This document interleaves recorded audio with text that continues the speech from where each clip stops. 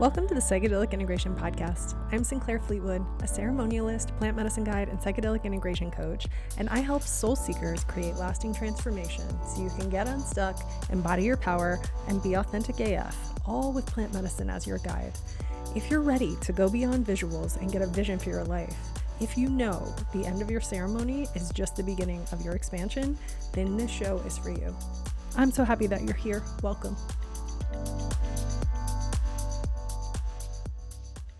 Hello, family. Welcome to the show. I'm Sinclair Fleetwood. Thanks so much for being here.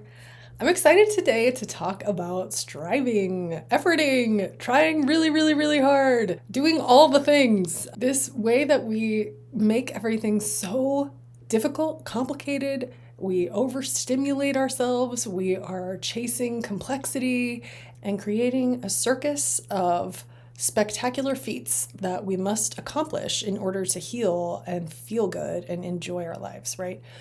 We are really lost in the striving and trying and needing to do a million things and chasing insights and looking for information and investigating and learning and convincing ourselves that there must be some incredibly mysterious, complex super problem that is wrong with us. Something broken inside of us that it requires us to go to the end of the universe to find it. There's something far away that we don't understand that is ruining everything. And if we just try hard enough, if we just do enough stuff, if we just follow the right step-by-step process exactly perfect, then everything will feel better. And I am really good at striving. I have been a master striver most of my life. And I'm also really good at making things incredibly complicated when they don't need to be.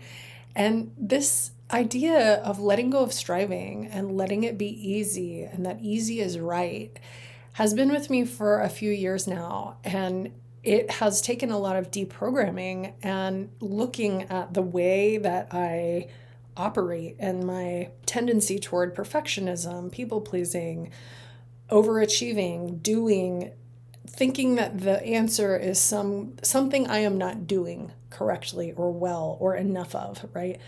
Well, I used to think it was this inherent way that I am that I have to achieve and do and just keep pushing.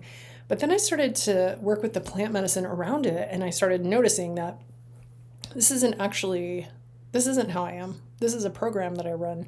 This is a conditioning that I've received from civilization, society, the overculture, the matrix, the Maya, whatever you want to call it, that I need to hustle to be deserving, that I need to do in order to win, that I need to win. That winning is important. And when I say winning, I mean getting what I want or what I think I'm supposed to want or getting what I think I'm supposed to have. What I have come to understand so deeply, and this keeps getting reflected back to me over and over, every time I get lost in my own complexity, Spirit is slapping me in the face with easy is right. Easy is right. Easy is right. Let it be easy. Let it be easy. And it's such a difficult deprogramming because how can that be true? How can letting it be easy be true? How is that integrative? How is that healing? What if I'm not going for it and I'm not trying to get somewhere and I'm not actively, consciously, ferociously working on my healing and growth and evolution? How is that possible? Because we have a belief system that's ingrained in us that there's not enough, that there is competition. Our whole theory of evolution is survival of the fittest, right? Survival of the fittest is a way to keep people in competition with each other, in comparison, in scarcity, in recognizing that there's not enough for everyone, so I've got to go be the best so I can survive. And there is some, biological truth to that from a long time ago, but that is not true now. We're hustling because we are afraid, because we have been told that we have to. But nobody's feeling good doing a hustle. Hustling doesn't feel good. It might feel good a little bit to It feels good to go after your goals and to have something to motivate you to move in the world in an aligned way, to take aligned, inspired action, right? But we have this underlying distrust of ease. Our capitalist society tells us that ease is wrong. And if it's easy, then there's either something really special about that person. They have inherent natural talent. They have a gift. They're a genius. There's something uncanny and special about them. That's why it's easy. Or they're lazy and they have figured out to game the system some way. They figured out how to play the system. Then we judge and we're like, oh, must be nice. But what if ease could be sacred? What if opening and surrendering to the magic of the universal plan, what if that's the secret? What if allowing is the secret? What if trusting is the secret? These are very feminine principles. This receptive mode, this just letting go of control and of needing to force things. When we are forcing, we are attached to an outcome, right? We are attached to it needs to be this way. And if it doesn't look this way, then something is very wrong. And I can't let go of striving to get it to be this way that I think it's supposed to be. And when we do that, we hold on so tight to our perceived outcomes, our expectations. We're literally blocking the universe from surprising us with the magic that it has in store for us in order to receive surprises, opportunities, the big vision that the universe is bringing toward you. You have to trust that it's there. You have to believe that there is more wisdom in faith and trust than suffering.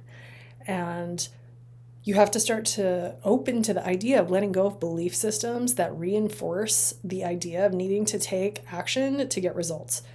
Now, I'm not saying you don't take any action. Aligned action, inspired action, action from a trusting, aligned place is the action that will get you where you want to go. But what if results are not cause and effect, meaning you take an action and the effect is you get a result, but vibration and attraction? Meaning, how are you being? How you're being, what's your vibe, what's your magnetic attraction factor? And that's what is bringing what you want. That's what's opening doors. That's what's creating the new path for you. When we allow our nervous systems to relax, to open, to soften, there is so much more available to us because we are not on high alert. We are not ready to fight. We're not ready to flight. We're not ready to freeze. We're not stuck in freeze. We're not stuck in stress. We're not focusing on all of these things that are going wrong. We are soft. We are confident. We are fully present. Being fully present in the moment is a superpower. It's one that most people do not have access to at all because we are so overstimulated. We are consuming so much information and so much media and so much. We're just constantly taking things in with no discernment.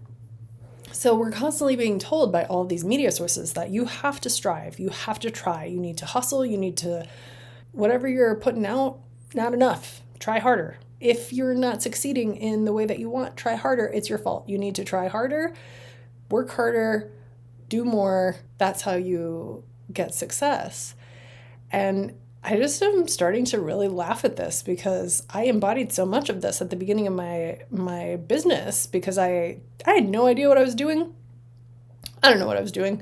I don't know how to run a coaching business. I didn't know how to tell people about what I do or I didn't know how to do it outside of the hustle culture vibe because that vibe is what was being taught in spiritual containers. Like, you just, you gotta put yourself out there. You gotta hustle on social media. You gotta constantly be networking and sharing about what you do. And I really got to a point where I was like, fuck this. I don't like this bro marketing. I don't like I am not a content creator. I'm not a marketer. I'm not trying to convince people or overcome their objections or manipulate their pain points and lead them to a resolution that's false, like make promises that I can't keep. I really started looking at all of this and I was like, how is this any different than having a regular corporate job? If I do it like this, it's not. And in order for me to be authentic to myself, I had to fully let go of the wheel. I had to be like, I trust spirit completely. I love making this podcast. I am going to make this podcast from my heart, and it's going to be messy and weird. And some people might not like it, and I'm okay with that. And I am going to let it be a sacred place where I come and create and let spirit flow through me in the way that whatever happens happens. And not having a plan and not having a strategy and not having all of these things that I thought that I needed. And I believe with 100% of my whole heart that if we let go of the places where it feels like we're leaking out energy, we're leaking gas out of the tank, where we are putting out maximum effort without having our own resourced, safe, peaceful, calm place where we can take in and receive and be full up. If you're full, it's easy to feel resourced. So my antidote to all of that was, I'm not going to do it like that. I'm going to let go. I'm going to let it be easy. And I didn't have all the answers. I didn't have a plan. But what I did have was trust. Trust in the medicine path, trust in the integration path, trust in my relationship with Source, trust in my ability to create work that supports people's transformation. I knew all of those things were there, and I knew I could do it in a more aligned way. And I'm still refining this. I'm still learning every single day how to let it be more easy, let it be more simple. I made a podcast a few weeks ago called The Answer is Less, like doing less, letting go, clearing out, creating space, creating room that's not filled with something, like just creating emptiness, creating openness. I love the idea of having open space in my life. The number one place to find this is in your foundations. Your foundations of health, of sleep. How are you spending your time? What are you putting in your body? How are you moving your body?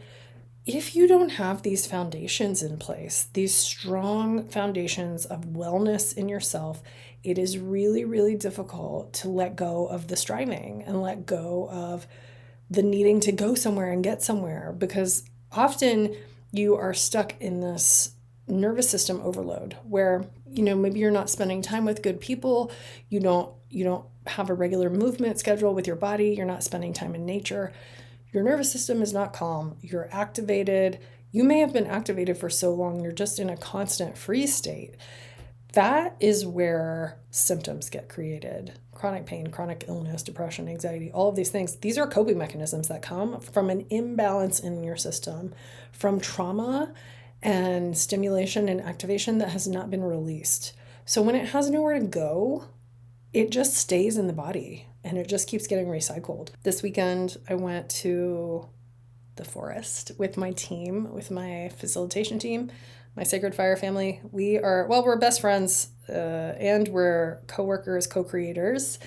And we went camping. We always go camping before we have a big retreat so we can process ourselves, so we can bond, so we can resource ourselves. We love to go out into nature and spend as much time there as we can, letting go, turning off the phones, forgetting what time it is, forgetting what day it is, and attuning to nature. Because the medicine that we're offering in our gatherings, in our resonance retreats, is slowness. It's attunement to nature. It's connection with nature. It's connection to self. It's fearlessness of feeling whatever comes up. And in order for us to hold that space like that, we have to do that ourselves. So we have a private retreat that we do this. So we went out to this beautiful place in the Great Smoky Mountains National Park, and we spent the weekend on the creek, in the forest, on the ground, with no phones, with no lights, no running water. We were out there. And this beautiful, majestic, amazing elk came. He was like a 10-point buck. I don't know if they say that in elk language, but he had 10 points on his horns. He was a big boy. He was a handsome boy. We named him Glenn. And he was in such a good vibration. He showed up every day and kind of hung out for several hours. He wasn't afraid of us at all. He just sort of like hung out in our campsite. And it was such a beautiful lesson of slowness and enjoying the day and nature and the exquisite pleasure of lying on the grass, letting bees fly over me in the clover, looking at this elk, doing nothing, absolutely nothing. And the change in my nervous system from the first day that we got there until yesterday when we left is like, it's astounding. And often we don't even realize how jacked up our nervous systems are until we get into a place where we can start to release some of that. We were doing cold plunges in the creek. We were singing. We were eating yummy food, having good laughs, sitting around the fire. We did ceremony. We were really enmeshed in the natural world. And it took about a day for me to really land to be there. And I've noticed that when I go into really wild places like that, it takes me some time to calibrate because I'm such an earth person. It takes some time. My nervous system gets really overwhelmed by how much nature and all the grounding and the ions and the vibration of nature. It washes over me really quickly. And in order for my body to keep up with that desire to be on the frequency of nature, I often have big emotional releases because there has been so much stuff that I've been holding on to that I haven't felt safe to feel. And that's really what letting it be easy is about. It's about safety. It's about creating 100% safety inside of yourself so that everything that arises is welcome and allowed, that you are able to completely surrender to whatever is here, because everything that is here to help you. Everything hard is here to help you. Everything beautiful is here to help you. If you want clarity, if you want purpose, you want connection to spirit, you have to be still. You have to open and allow the foundation of wellness and presence and intuition and direction to arise in you. It's not something you can go get. It doesn't work like that. That's the masculine. That's the masculine out of balance where we're always climbing. There's a time for climbing. Climbing is really good and powerful, and we've got to do that too. I'm not saying let it be easy and lay in your house and don't go anywhere and talk to anyone and do anything. No. Letting it be easy is about doing what is correct and aligned and supportive for your energy. And one of the best ways to learn about this, how do I know about my energy? What does that mean? Get your human design chart. Go to a website that has human design charts. There's like a million of them. You can type in human design chart and put in all your information. Find out what your energy type is. Are you a manifester? Are you a generator? Are you a projector? Are you a manifesting generator? Are you a reflector? I'm a manifesting generator. That means I make my own energy. And in order to do that and keep my energy levels high and my ability to create my own energy consistent and in flow, I have to follow the ease. Because when I'm running into something that doesn't feel easy and I get frustrated, which is my not self theme in human design, I get stuck. It's like my self-sustaining battery doesn't have the ability to turn. It's sort of like a solar powered system that runs out of juice, right? Finding out more about yourself is key. What is ease for you? It might be completely different than what it is for me. Ease for me is staying really close to the ground because I have a lot of earth in my chart. I am a very grounded person. I need to ground so that I can hold all of the spiritual activation and the stuff that's coming in from source, from the spiritual realms, from the other dimensions that's coming in and wanting to transform in me. And my job and my purpose is to take that and turn it into practical magic, magic that you can walk with, real mysticism that's alive today in 2025, right? I have found over and over that this ease and simplicity and less and making space and gentleness and being in harmonic alignment with the rhythm of spirit and my own body's rhythm and the rhythm of my own presence is the most radical act of integration that I can do. Because when I let go of everything and I let go of striving and I let go of efforting and I stop buying into the belief that hustle and there's something out there that I got to go get, and I start doing less and I start letting things settle and I start really paying attention to my energy, I feel 100% trust in myself, 100% trust in the medicine, 100% trust in everything that's moving through me. And everything gets so much easier, you guys. And don't we want this to be easy? Like, this idea that you have to suffer and like this idea that you have to suffer constantly to heal is trash. Boo. Does that mean there's no suffering? No. But doing the work doesn't mean beating yourself when you don't so-called get it right, you know?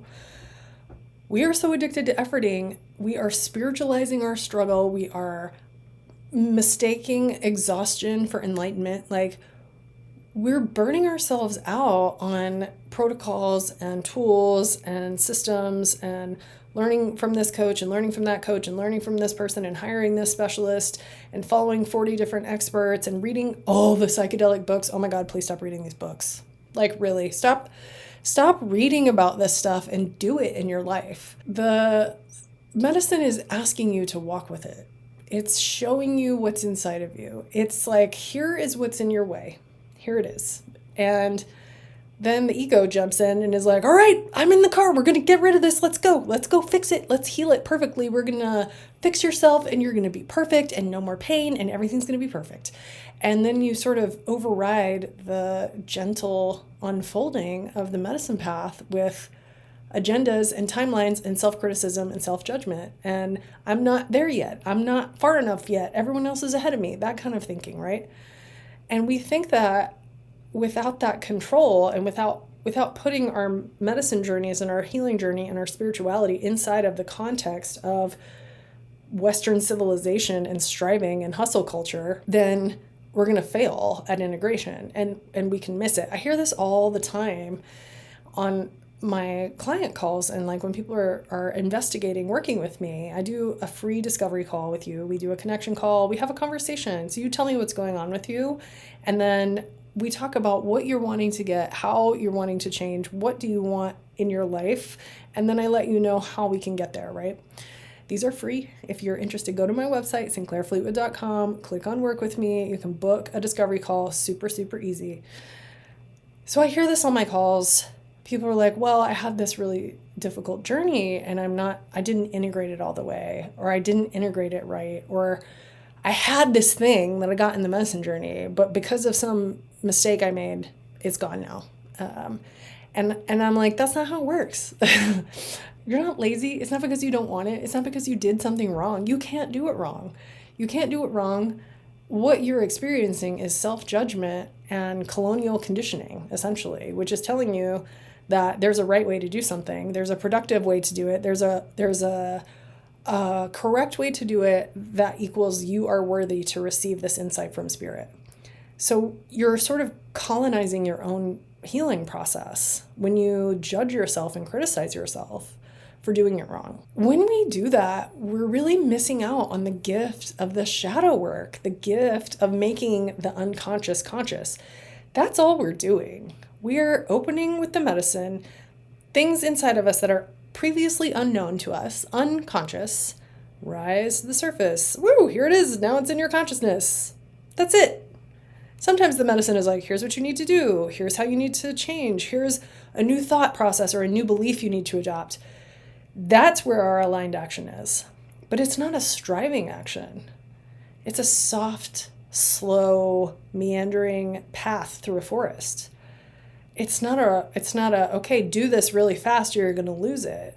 That belief that we can lose something that we get from the medicine is keeping us stuck in our unfulfilled healing cycles, right? We're not getting it because we think that we are supposed to do it in some kind of way. But when you stop trying to force it and you just let the unconscious become conscious in its own pace, and it might take longer than you want. You might do it with something. You might be working like, okay, this unconscious thing, here it is. Now I see it everywhere. And then it kind of fades away for a while. You contemplate it a bunch. You spend time with it. It gets integrated. And then a few months later, it comes back. And you're like, what the shit? I've been working on this forever. And it's like, yeah, it's back. It needs more. It's ready for you to do more. And instead of making all of that wrong, what if we just say, oh, okay, this is a season where I'm healing this part of my life again. Like right now, my big healing, I'm working on my gene keys, and I'm in my evolution gene key in the activation sequence. And that gene key for me is distraction. And the gift of it is enrichment. And enrichment means to be fully present. To be fully present with pain, to be fully present with pleasure and everything in between, to be enthralled in the experience of life that we receive through the senses, and to be able to take whatever the minimum effective dose is of anything, food, time, connection, to be able to take that and have an ecstatic experience with it because you're so attuned that you can move up or down the scale however you need with just a little bit of whatever it is. And for me, coming from addiction where I did not have any power, I had only the power to be distracted, only the power to be completely out of myself, to be completely distracted by my senses. That's really what distraction as a shadow is. And now to be coming into this place of being able to choose to be enriched, to be fully present, to savor and enjoy, and including enjoying the delicate and delicious, exquisite pain of not having something, of having suffering, of having a difficult moment, of having something that doesn't feel as good, and letting that be enjoyable as well. And not enjoyable in like, oh, I love this suffering, like not masochistic suffering, but like looking at it as like, wow, this is a contraction and it's really intense and it doesn't feel good and I don't really like this, but I can be with it. I don't have to resist it. It's actually easy for me to be here in this discomfort. That feels like a huge win for me, a big deal to say, yes, I can hold this. I have the capacity for this. I have felt way worse than this, This season of moving through these different parts of ourselves, these different understandings that we're having, that is ease, where we give ourselves the space to move through things in an easy way, in a soft way, without an agenda. It's the difference between floating down a river, paying attention, you're steering the boat, you're not going to crash into any rocks, you can take a break when you need to, the river is carrying you. You're not having to row or make it hard. When you are striving, you are going upriver, upstream. You are paddling, you are dragging your boat, you're getting knocked over, the rapids are knocking you out of your boat. Which one feels better? It's really simple. Let the river carry you, Stop going upstream, stop fighting, stop resisting. Wherever you are in your life, you have the sword of like, I'm going to smash everything. I'm going to stab this dragon. I'm going to fight this dragon. I'm going to fight this thing. I don't like this about myself. That's really what it is it's this self-judgment that we see this part in ourselves that we don't like. So we want to kill it because that's what we think we're supposed to do. But we're supposed to love it. We're supposed to give compassion. The path to healing is through compassion and love and embodying the darkness. We still have all of our darkness. It's part of us. We keep it close. We love it and we say, this is me too. This ugly thing that I don't love is me too. I love this because it's me. And I recognize that the dark and the light are just two parts, a whole spectrum of being and experience, right? And there's going to be seasons. Some seasons you might be down. You might have a hard time. There might be a grief that you're processing, a loss. You might feel stuck. You might feel overwhelmed. There is always a contraction and there is always an expansion. And this is how we move: contraction, expansion, contraction, expansion. Where we get into struggle is when we are contracting and we are desperately trying we're like, no, I want to expand. And the season is contract. Without the contraction, you cannot expand. We think it's supposed to be expand, expand, expand, expand, because that's what we do in our society. We extract and we use, and we are like constantly having an economy that is supposed to grow forever. Not possible, not in alignment with nature, not in alignment with seasonal living, not in alignment with rest cycles, with the cycles of regeneration and restoration. We cannot constantly be working on ourselves. We cannot constantly be growing and evolving. We go in seasons. We have seasons of growth. We have seasons of contraction. And when we contract, it's because we're gathering our energy. We're gathering our knowledge. We're gathering our power. We're letting all of the dead things, the detritus, all of the stuff is getting composted and pressurized and reconstituted so that we can use it for the next creation and the next expansion, right? We think without control we fail, and that is absolutely not true. When you stop forcing, that's how you win. That's how you expand, and then you know that your integration is happening all the time. It's happening without you working on it, you know? You don't have to try to grow. You just are. You're surrendering to the process. You are floating down the river. And ceremony is not about effort. It's about receiving whatever wants to come up, whatever wants to arise, and being fully present with all of it. Rest is sacred. Letting go of all of the rules and forcing it and striving is sacred. And the medicines are not asking us to figure them out. There's not some cosmic question. Well, maybe some people have the cosmic question. What is the meaning of life? There are infinite answers to that question. Whatever you decide, that's the answer. There is no single answer. We find out when we die. And maybe not even then. Who knows?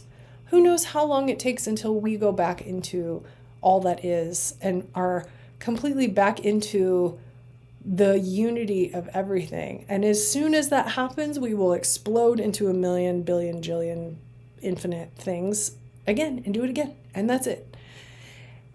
Letting go of this need to have some definitive, scientific, rational, logical answer for life is one of the number one things you can do to let go of striving, because you will constantly be disappointed. There's no way to know. We don't know. There's only a way to know for you, to decide what feels satisfying and what feels true and what feels beneficial and beautiful and good for you. The medicine wants us to be full and authentic. The medicine wants us to experience. Spirit wants us to experience. The mystery is in the unfolding, and that is pure trust, and that is trusting the divine timing, and that is letting it be easy. Noticing where we're trying to force outcomes. Asking yourself, does this feel like flow or resistance? Is this upstream or downstream? That's what Abraham Hicks says. Does that feel upstream or downstream? Easy. Easy is right. And one of the other things I really love around this is inviting your curiosity and your excitement back into the mix. Instead of, I should do it like this, I need it to be like this. Am I attached to an outcome? Am I attached to things being some specific way that they're not? Am I disappointing myself over and over because of those attachments? Or can you, as Bashar says, follow your excitement at every moment without regard to outcome? Can you invite your curiosity back in? Can you honor your impulses? Can you sit quietly in nature and let her sort it out? Let her take this stuff that's clogging up your nervous system. Let her teach you how to embody effortless trust. Sit with a tree and stare at this tree. Sit by the water. Nature is just being. That's it. It's just being. And we are just being also. And we have the ability to look and witness nature being and to say, she's showing me, this is what she's showing me how to do. And we have the ability to say, healing is not something out in front of me. Integration is not something out in front of me, out in the future that I have to go get. It's happening right now. It's here. It's something you allow. It's something that's always going on. And when you have that receptive way of being, you have that receptive nature, that's the feminine. And then when you are in that receptive nature, the divine masculine will come. That energy in you that is like, this is the time to act. This is when I need to move. This is what I need to do. I know exactly what to do now. I know my next right step. I don't need to have a huge lifelong 10-year plan. I know what my next step is. Great. That's the balance of the divine masculine and divine feminine. Receptivity and inspired action, right? You are doing enough. It's not always going to be a big epiphany. It's not always going to be a thunderbolt from the top of the mountain. You are already healing. You are already held. Let it be easy. That's it. If you have a question, let go more. Let go more. Surrender more. See if you can be more present, more ready, more willing. And let yourself believe that it is safe to stop trying to earn your awakening. Yeah. So thanks for being here, family. If you are interested in doing this work with us in person, come join us for Resonance. We have a couple spots left in our July retreat, the 4th to the 7th. You can go to my website, click on events, book a discovery call. We can chat. And thanks for being here. See you next time.